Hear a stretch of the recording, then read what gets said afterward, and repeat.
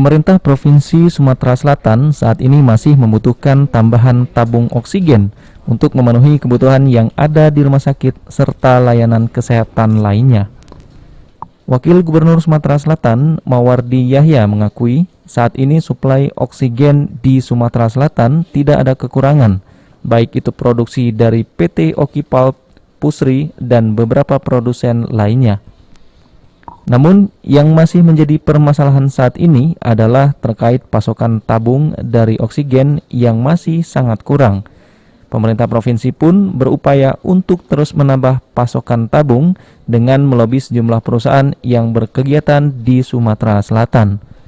Baik itu melalui dana CSR yang diharapkan dapat memberikan bantuan tabung oksigen ke rumah sakit maupun klinik yang ada di Sumatera Selatan. Saya sampaikan kekurangan kita ini kekurangan tabung, bukan kekurangan oksigen. Oksigen ini untuk dijelaskan dulu di masyarakat kita ya.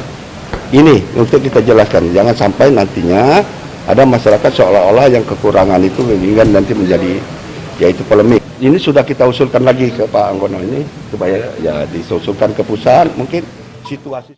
Berdasarkan data Dinkes Sumatera Selatan, kebutuhan tabung oksigen di Sumatera Selatan saat ini per harinya mencapai 3.000 tabung.